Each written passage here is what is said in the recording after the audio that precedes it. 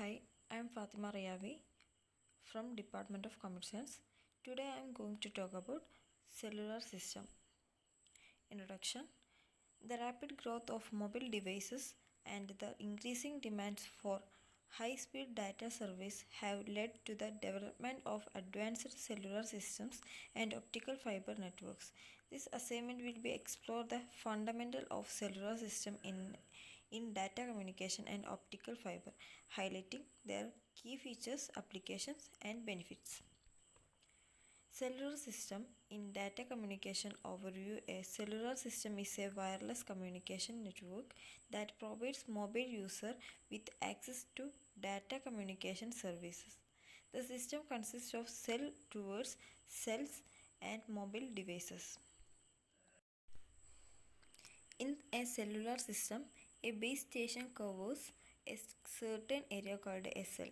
Cell radius can vary from tens of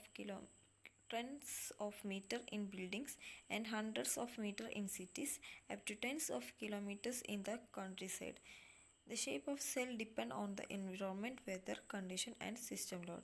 Mobile telecommunication system use cellular system where a mobile station in cell around a base station communicates with this base station and vice versa. Mobile communication using cellular system implements space division multiplexing or SDM. SDM implies a separate sender for each communication channel with a wide enough distance between senders. Many radio stations around the world can use the same frequency without interfacing using FDM. Next, key features. First one, mobility. Mobility is user can move freely within the cellular network while maintaining connectivity. Second one, roaming. User can access the network while traveling outside their home network. Third one, handover. Seamless transfer of communication between cells as users move. Cellular networks type. First one, 2G or second generation provides voice and text service. Second one, 3G or third generation offers faster data speed and supports multimedia service. Third one, 4G or fourth generation enables high speed data service including video streaming and online gaming. Fourth one, 5G or fifth generation, the latest generation, offering even faster data speed, lower latency, and greater connectivity. Next, advantages of cellular system. Higher capacity. Frequency can be reused when one transmitter is far away from another or outside the interference range. Less transmission power. A receiver or mobile handheld device far away from a base station needs more power than the current few watts. Hence, the small cell transmission reduces these needs. Local interference only. With the small cells, mobile station and base stations have to deal with the local interference only, unlike long distance interference.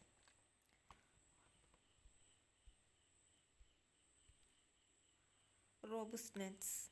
Cellular systems are decentralized, hence if one antenna fails, this only influences communication within a small area.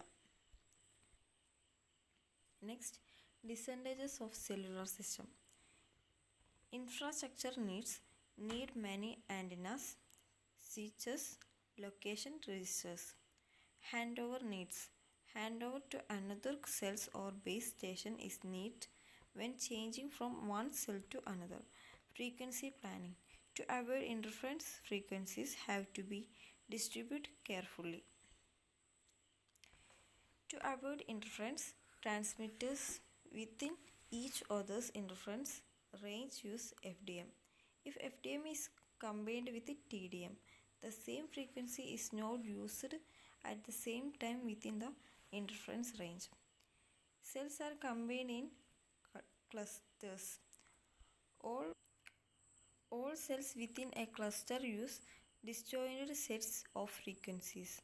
It allows repetition of the same frequency sets. The transmission power of a sender must be limited to avoid interference with the next cells using the same frequencies. Sectorized antennas are used instead of omnidirectional antennas to reduce interference to a large extent. This figure, first one, 3 cells formatting a cluster. Second, 7 cells forming a cluster. Third picture, 3 cells cluster having 3 sectors per cells. In case of heavy load in one cell and a light load in a neighboring cell, frequencies can be borrowed. Cells with more traffic are dynamically allowed more frequencies. This is known as borrowing channel allocate or BCA. Fixed allocation of frequencies to cluster without allowing borrow is called fixed channel allocation or FCA. FCA is used in the GSM system as it's simple, but it requires careful traffic analysis before installation. A dynamic channel allocation or DCA schemes have been implemented in DECT. Here frequencies can only be borrowed, but it also possible to freely assign frequencies to cell. Within dynamic assignment of frequency to cell, chances of interference with the cell using the same frequencies is increased. For this, the borrowed frequency can be blocked in the surrounding cells.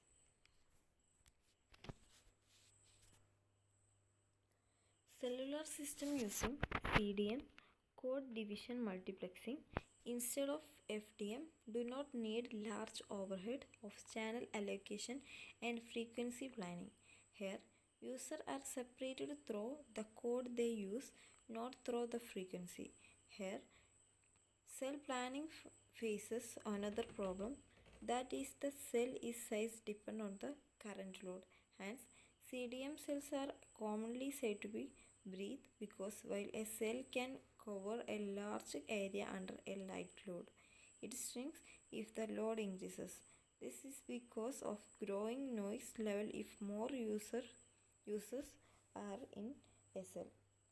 The higher the noise, the higher the path loss and the higher the transmission error. Finally, mobile station further away from the base station drop out of the cell and the cell shrinks. Next, applications and benefits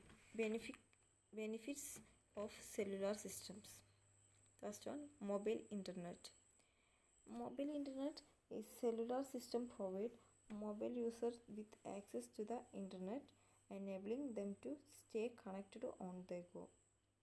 Second one, mobile commerce. Cellular system enable mobile commerce, allowing user to make transaction and access financial service. Third one, emergency services. Cellular system provide critical communication service during emergencies such as natural disasters. Conclusion. In conclusions, cellular systems and optical fiber play critical roles in modern data communication. Cellular system provides mobile user with access to data communication service, while optical fiber enable high-speed data transfer over long distance. Understanding the fundamental of these technologies is essential for developing efficient and effective data communication system. Thank you.